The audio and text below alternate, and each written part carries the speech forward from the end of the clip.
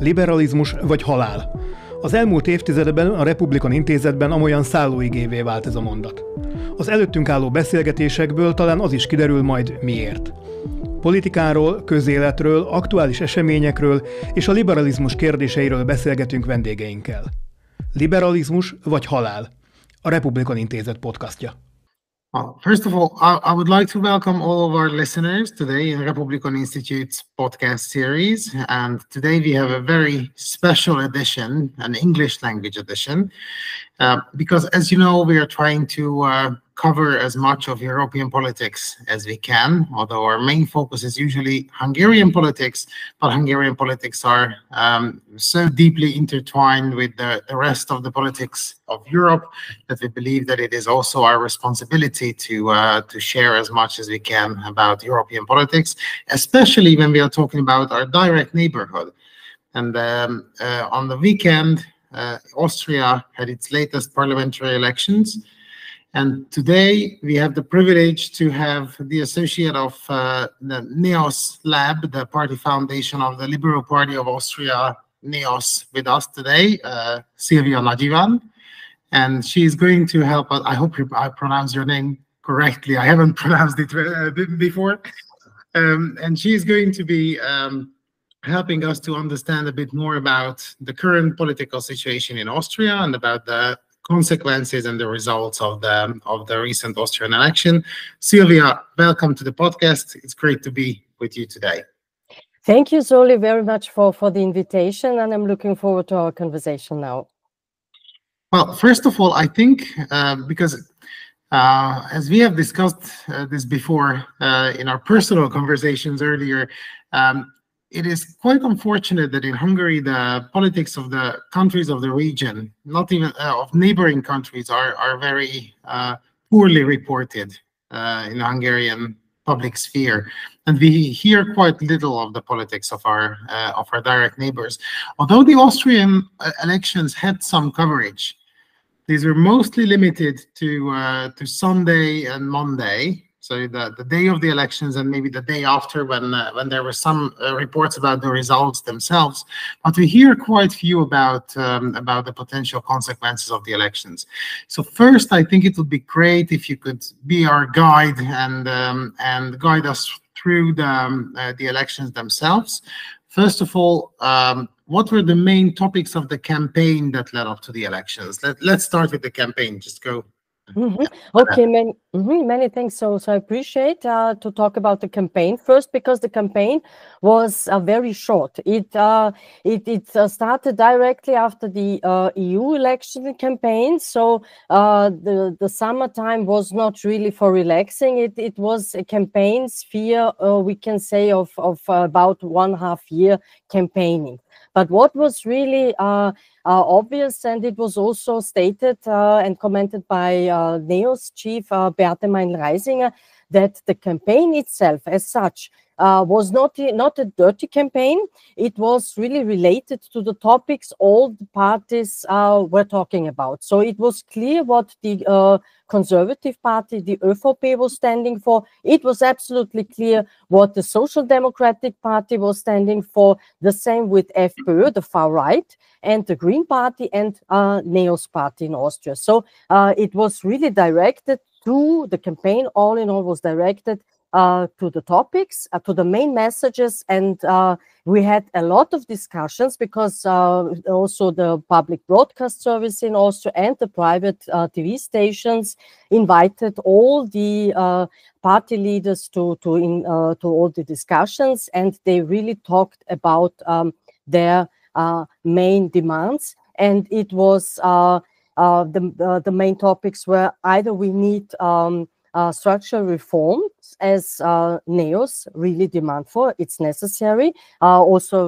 regarding the budget and fiscal policy, or if we try to keep the same as ÖVP and SPÖ demanded, really neglecting that we have budget issues in Austria, and also regarding avoiding a financial crisis in the future. So these were the main points, and the Green Party, of course, focused on climate protection, and FPÖ, the far-right FPÖ, really polarizing, so focusing on immigration, so their strict immigration policy, discriminating is also immigrants and social issues, and for Fortress Austria, so that means isolating Austria, and they also profited from the corona crisis, as we could see during the campaigns, and also the election results now. Thank you very much for the summary. And actually, the thing that that hit me the most probably is the phrase "Fortress Austria" that was represented by FPÖ. I'm really curious how it came out, either through the campaign or in the public discourse in general. What the practical means of establishing this Fortress Austria were expected to be, or are expected to be. Because, you know, as a very well integrated member of the European Union, Austria has its limitations of actually isolating itself. So, what was the political communication of FPÖ on this? How exactly the far right party imagined the isolation of Austria? The isolation in Austria is clearly communicated. It's an offense against EU regulations and EU law. So also when asked what would happen if from EU side it would be demanded that the Austrian government fulfills EU law in its government in Austria, Herbert Kickl, the party leader of FPÖ, just answered he would just do it. So like Viktor Orban in Hungary. So it's also no secret that Viktor Orban in Hungary is a role model for the Austrian far right, and that the FPÖ also seeks to realize the urbanization in Austria. That means a state capture in the Hungarian style. So it's absolutely clear what Herbert Kickl and the far right in Austria stand for, and they would be an ally, an important ally as a government, as an Austrian government for the Hungarian government, for the far right, and within the party family Patriots for Europe, which was founded in July in Vienna among Viktor Orban, Herbert Kickl, and Andrej Babiš from ANO in the Czech Republic, and Rassemblement National under Marine Le Pen was one of the other parties which joined this family. So we would have a clear anti-democratic, anti-European stance and policy in Austria, which would also harm the European project. And this is really a risk for the common Europe, as it looks like. So if FPÖ would really form the future government, and this is also why it's called a paradigm change or new era, because the FPÖ has been in government in recent years, but not as the most important and strongest party, with now nearly 29% of votes.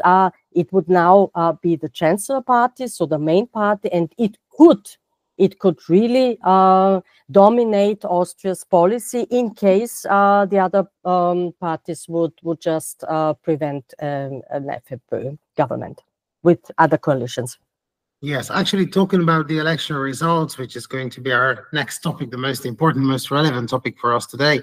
It is quite apparent that there is a very strong connection between Viktor Orban and Herbert Kickl, because Orban wholeheartedly congratulated for FPÖ's victory in the election, because actually FPÖ won the elections, and in terms of the number of votes that they received almost 29%, which actually exceeded the initial expectations. However, it is quite unclear whether this result would actually lead to FPÖ either being in government, or Herbert Kickl himself becoming chancellor. So I was wondering what your take on this is. Was Viktor Orban's congratulation a bit premature, or was it certainly well timed? And does it really represent the political situation in Austria? Okay, the political situation in Austria is now a little bit complicated. It depends, all in all, it depends on the Conservative Party, ÖVP under Karl Nehammer, who has been Austrian Chancellor up to now. And during the election campaign, the ÖVP always repeated, especially Karl Nehammer, directly in the direction of Herbert Kickl, that there will be no coalition with the FPÖ under Herbert Kickl. The problem is now that Herbert Kickl himself led the FPÖ, his party, to a historic win. So it's unimaginable that the party leader who has gained such success will get in the second role. So as similar as Jörg Haider did in 2000, when EU representatives demanded Austria to keep Jörg Haider, the late former Austrian FPÖ leader, to keep out of government. It was then possible for the ÖVP to build up a government together with FPÖ. Now the situation is different because FPÖ has the most votes, and FPÖ also argues that from the democratic point of view, it should have the right to be in government position and to have the chancellor. But it's this democratic play. So it also, as Beate Reisinger said after the elections, it's not the principle according to the Austrian constitution that the winner takes it all. It's the time of negotiations. And what would be possible would be FPÖ-ÖVP government, which seems to be impossible without Herbert Kickl. And the ÖVP under Karl Nehammer will probably not accept Herbert Kickl as the coalition partner personally. And Karl Nehammer also mentioned that there are another lot serious FPÖ politicians. This is now the case, how we define serious, because Herbert Kickl is just the most outspoken one. But it doesn't mean that the others are kind of more moderate. It's just a question of rhetoric. And the other possibility... Yes, I'm sorry for interrupting, but this is also actually, I really have to interrupt here because this is what I wanted to ask. This was, but correct me if I'm wrong, this was what we heard quite often from ÖVP and Nehammer himself, that actually, not all the people in FPÖ are bad people. They can be actually cooperated with. They can probably be a coalition partner. It's only Kickl who is such an outlier in the party. Do you see it as well? Because, as for an outsider, it seems quite strange that there is only one person in the whole party that is such an outsider and he's the leader of the party, but the rest are fine. You cannot, definitely you cannot believe this euphemism. It's not true. So a party has its principles, and you have far-right politicians in FPÖ, also in Lower Austria, with Udo Landbau and the like. It's only the rhetoric, because you have the party program, you have the election program, and it's clear what FPÖ is standing for. It's an anti-democratic, anti-European policy, and it's just a question of rhetoric. And when Karl Nehammer only talks that there are serious politicians as well, this is on the surface. It's on the surface, and the party as such is far right. So there is no doubt about that. And all the analysis in Austria also mentioned that, and it can be taken for granted that it's the whole FPÖ. It's only the rhetoric, and when you exclude the person in the first row, this does not mean that the person in the second row might be more moderate. So no question about that. This actually quite logically leads to the next question, which is, if we just take a step back from the, we'll get back to the actual election results as well, but just taking one little step back, it means that almost 29% of Austrian voters supported a party that you certainly consider to be far right, and that is in general considered to be a far right party. Now, how do you think this affects the Austrian society? what sort of mirror it holds up to the Austrian society, and particularly how it affects people working in Austria. I'm asking this also from a specific Hungarian point of view, because actually the Hungarians working in Austria or commuting between Hungary and Austria are among the largest communities in Europe in such situation that live in a close proximity to the border and work in the neighboring country. So I'm really curious, how do you see the situation of non-Austrians living or working in Austria after these election results? Mm-hmm. First, the FPÖ won nearly 30% in Austria, but 70% did not vote for the FPÖ. So we can see it's the majority which did not vote for FPÖ.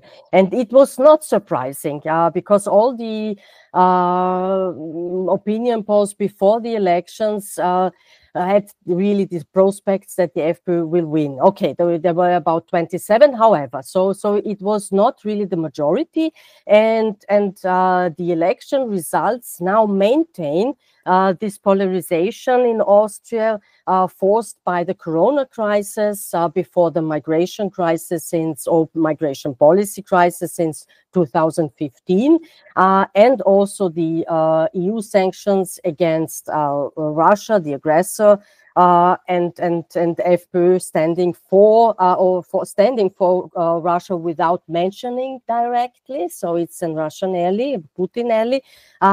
But all in all, the election results just maintain this social division in Austria, which still exists. This is nothing new. But for the immigration policy or the policy regarding people with migration background, now it depends which government we will have. So we will have a government among ÖVP, the Social Democrats, and NEOS, which might be the most probable, or Green Party, which is not that possible according to analysis. Or we might have FPÖ government with the ÖVP, which would force a strict immigration policy and also offending human rights. But this would really depend on the next government. However, Austria is still not isolated, so EU law still exists, and I would say that FPÖ will try, of course, to build up its fortress against all immigrants, and it has to be mentioned that the most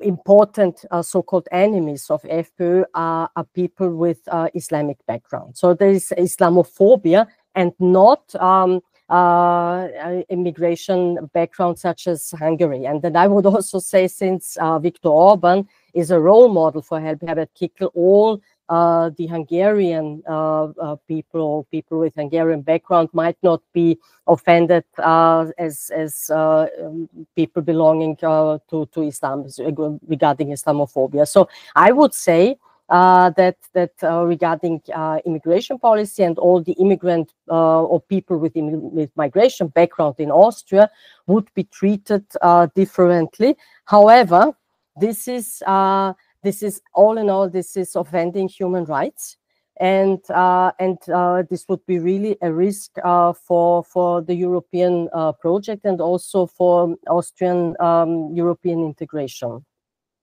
But we would have also really struggles, because Article 7 is an important instrument against offending EU law and checks and balances and human rights. Okay, so that's clearly a threat, and by saying that FPÖ's communication is mostly Islamophobic and not in generally migrant phobic, well, it wasn't really reassuring still. So I think Austria can still do better than that. But now I'm just very curious, getting back to the consequences of the elections, because you explained that it's very unlikely to have an FPÖ-ÖVP coalition because of the personal issues. That it's very unlikely that ÖVP could govern in coalition with Kickel. It would be politically quite unrealistic for FPÖ to get rid of the person who led the party to a historic election victory. So what can be the other options? Is there a possibility for a coalition between ÖVP and the Social Democrats? Thank you for the question. I would just like to add before you mentioned this immigration policy. Kickel really stands for this remigration. This is this right extremist slogan, which is absolutely problematic. And remigration would, in the final end, mean really the fighting against all who are of different opinions. So in the last phase, so I would say this Islamophobic rhetoric and discriminatory rhetoric we can always see in several steps. Jörg Haider had this anti-Semitism. HC Strache started with this Islamophobia, and Herbert Kickl follows that and goes in the extreme right, all in all, in the rhetoric, which means in the final end, it's the exclusion of all who have different opinions in the final run. But regarding now, so the other possibility, so ÖVP going together with SPÖ, so this was this great coalition, this big coalition in the former years, which is now not that big anymore, and it has not that necessary majority. So a third coalition partner is needed, and NEOS are seen as the most probable one because of the correlations, the content correlations. And at the moment, Karl Nehammer and Andreas Babler, the SPÖ leader, have really two different opinions. It's regarding social policy and financial policy. So it would really mean compromise. A common compromise together with a third partner, which would not be easy, but all in all, it's not impossible. So it would mean long negotiations, and is also expected in Austria that the next government will not build up in next month. Maybe after further elections in Styria and Vorarlberg. Is there a legal requirement by what time the new government has to stand up? I don't know. No. So there is approximately after 60 days, as I heard. There was the news that in former times, but I don't know that, I have to admit. I will check. Okay, don't worry about this. What I think is quite interesting, because it's clear what the benefits of being in government means for certain parties, because they can have at least some of their policies get through, even if they govern in coalition with a partner. But I'm very curious what the situation of NEOS would like in government. Would it be worth for NEOS to be in government, because as the smallest coalition party, as a smallest coalition partner of three parties with two bigger ones in the group, would NEOS be able to represent its policies to actually get a real chance of realizing its ideas and policies in that group? And my other question would be about FPÖ, because I think it's very interesting if the party that actually got the most votes in the election might remain in opposition. So I think from NEOS's point of view, it's very interesting whether it's worth going into coalition with the two bigger parties, and for FPÖ, it's very interesting whether they can actually benefit from remaining in opposition and being claiming that they were oppressed by an anti-democratic process of the coalition of the smaller ones. Yes, these are the discussions in Austria, that the FPÖ might profit in any case, either in governmental position or in opposition. But from the point of NEOS, it's being prepared for coalition negotiations, but not for any price entering the next government. So it's clear what NEOS are standing for, and only in the case that the reforms NEOS are asking for, which are necessary, NEOS will enter the next government. If that will not be the case, NEOS will also be in opposition. So it's really regarding financial policy, social policy, where reforms are needed, education policy. So there are a lot of also in the electoral program of NEOS, which topics have to be, and problems have to be solved in order to reach a progressive Austria. If that's not possible with the other coalition partners, it's not a standpoint for any case. So this is a clear position, and NEOS was also known. FPÖ and NEOS were absolutely known since the European elections for their clear standpoints. Of course, completely opposite, but there was no turning around or some camouflage. It was clearly clear up to now what NEOS is standing for. Yeah, just to clarify, I asked this because NEOS has the chance of saying either yes or no to being in government, of course, because even without NEOS, there would be a very slight majority of an ÖVP Social Democrat coalition, but it would be only like 1 or 2 people majority. Am I right in my calculations? So there would be a majority, but it would be very, very thin and very fragile.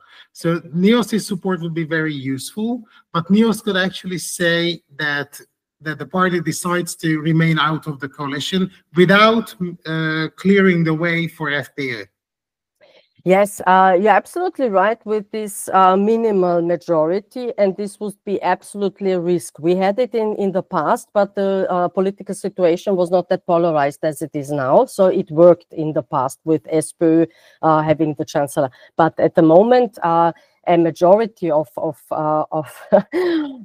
only 1-2 seats is nothing. So it would mean that everyone must not get ill and be always present in the parliamentary. So this would be definitely a risk to liberal democracy in Austria and all the negotiations. So a third partner is really needed. But the standpoint is coming together with the compromise. Let me have a provocative question. It's about the potential agreements or points of agreement between NEOS and FPÖ. And I'm thinking mostly of economics, of course, and economic policy. Because, again, correct me if I'm wrong, but as far as I know, FPÖ has a quite liberal economic policy. So I'm asking you about this because I'm really wondering, based on what people choose their parties or chose their parties in the elections, what their party preferences are based on.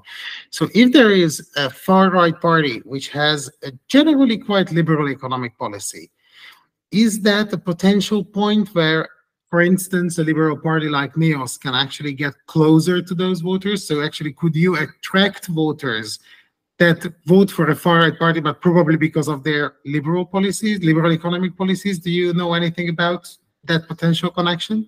The motivation why people voted for FPÖ might not be really their liberal economic sense, because the FPÖ in the past was, from the economic point of view, much more liberal than it is now. So the social policy of FPÖ for Austrian, for native Austrians, is very social oriented, and it also does not have the image of this economic party. There would be, so from the economic point of view, there might be several points where, in theory, FPÖ and NEOS could agree, but this far-right extremism of FPÖ makes it really impossible to be a coalition partner of NEOS, and NEOS always maintained the same, that Herbert Kickl as a chancellor is not welcome.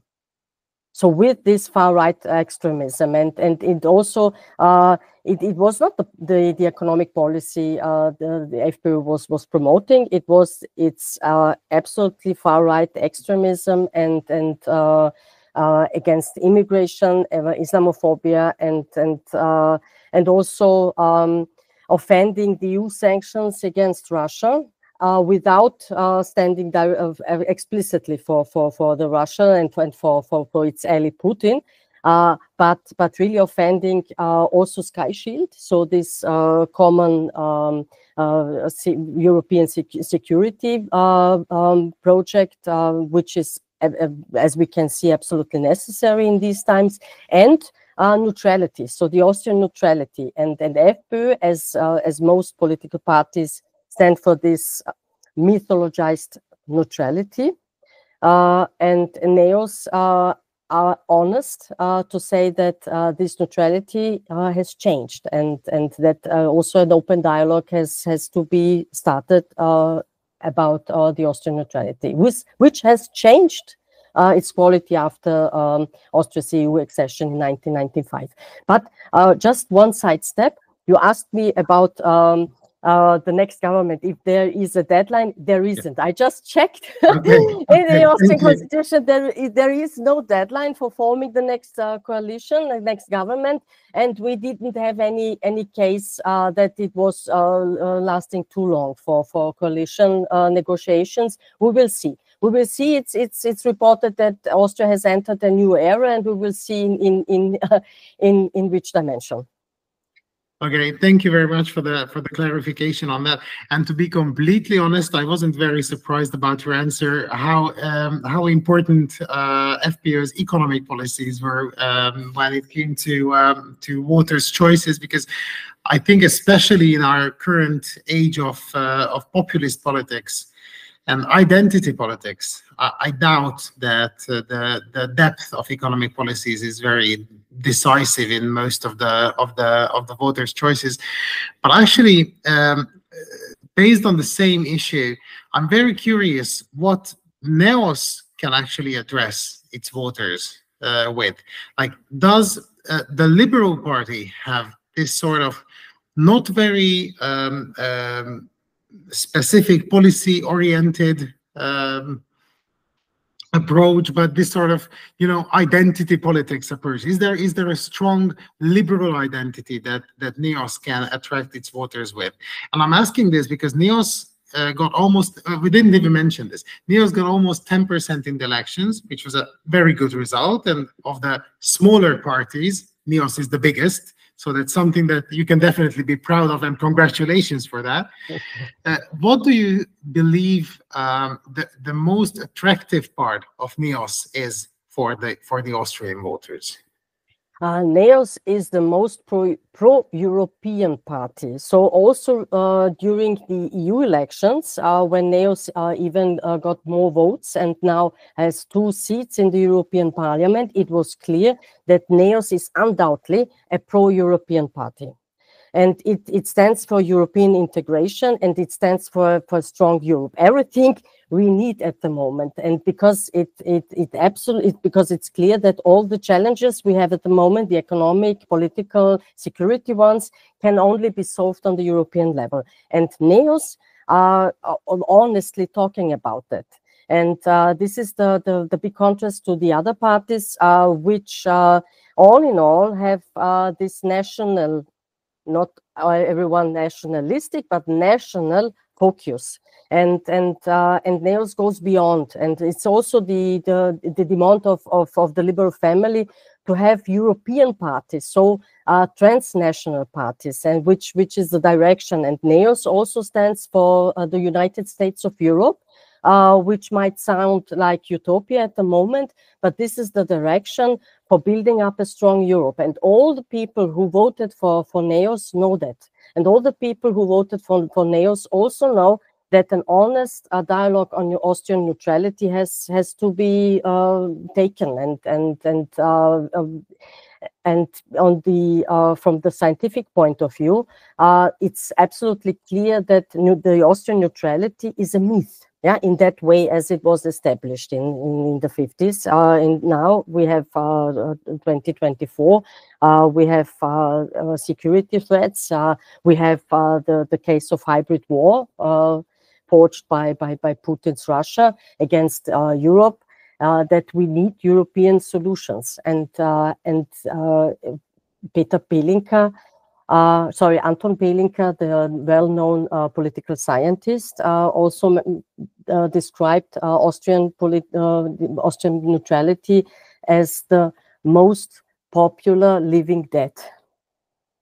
So everyone, also from the scientific point of view, knows that the situation has changed, that the quality of neutrality has changed, but this has to be mentioned openly.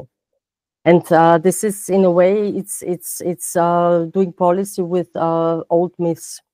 And breaking such myths is a process, of course, and this is also clear for NEOS. But when we take a look at the voters, they're the ones who are progressive, pro-European, and liberal. And when we also see because there is this Chapel Hill expert survey, which we were also talking about, when you. And it's an interactive also graphic. You can then take a look with all the analysis. According to this Chapel Hill expert survey, you can analyze European parties according to GAL and TAN, these two ends of the spectrum. And GAL means green, alternative, liberal, and TAN, the other end, means traditional, autocratic, and nationalist. And when we take a look at the Austrian parties, NEOS are most liberal and most pro-European, and so are the voters. There is one topic that we should certainly talk about a little more. You already mentioned it on one or two occasions, but due to Austria's quite special relation to Russia and to the very specific issues that came up in connection with more or less open or more or less hidden relationships between Russian and Austrian officials over the last couple of years. It's enough to think about the Ibiza scandal and the Russian line in that, the Russian connection in that. I'm really curious, how much do you feel that Russia was decisive in this election campaign and the results themselves? How much the voters' feelings, emotions regarding the war in Ukraine defined the election results? So there are no reports on the concrete influence of Russia's propaganda or Putin's propaganda in Austria. But what is known is that Putin is for years financing anti-democratic and anti-European parties. So it doesn't matter if there are parties from the far right or far left. Important is the fact that they are anti-European. And by that, by the help of such anti-European, anti-democratic party from the far right and far left, disinformation and fake news, and finally Russian or Putin propaganda can be disseminated throughout Europe. And with the rhetoric of the FPÖ, so clearly offending EU sanctions against Russia and also NATO and all the significant rhetoric can be revealed as a Putin ally style, yeah, it's not really clear to what extent Putin directly tried to interfere, but only the fact that we do not have a transparent party law, so that we need much more transparency regarding party financing. Only this fact can enable such influence by money. So I think the most important method to spread anti-European and anti-democratic propaganda throughout Europe, and by that also offend social cohesion on the national and European level, is money. So just financing. and they do their job, because it's not that they receive the messages. They have their own messages which correlate with Putin's ones. Silvia, thank you very much. I think we have covered the basics of the Austrian election and the Austrian election results, and even the campaign that led up to the elections. I have one last question for you to embarrass you a little. Please try to speculate for us. I know that Austria is in a very, very difficult, very complex political situation at the moment. What is your guess? What is going to be the result of all this mess? When can we expect the government to stand up? And who might be leading that government with which parties? Yeah, I'm really sorry for the question. Yeah, it's really a tricky question, because no one dares to give any prospect. I'm really asking for a guess. So I do not dare. I really do not dare, because it's too complicated. Let me rephrase. Is there any certainty? Is there any certainty that you can say that this is definitely going to happen? I would see the coalition of ÖVP, SPÖ, and NEOS possible. This is really my position, because so this principle with excluding possibilities. So I think it's really impossible to ask from FPÖ to let their party leader out. So Herbert Kickl, who won the elections, he will not go in the second row and keep out of the future government. This is really impossible. And then the question is, okay, with which person the ÖVP can then form the next coalition government?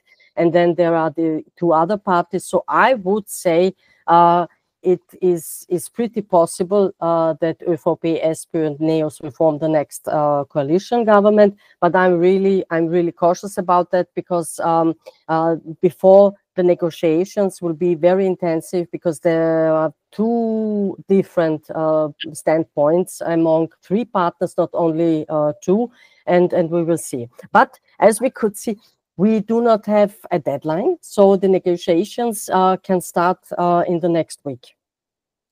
Okay, thank you very much.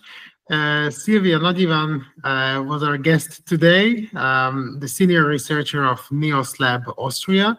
And before you leave, I also wanted to mention to our audience that if you're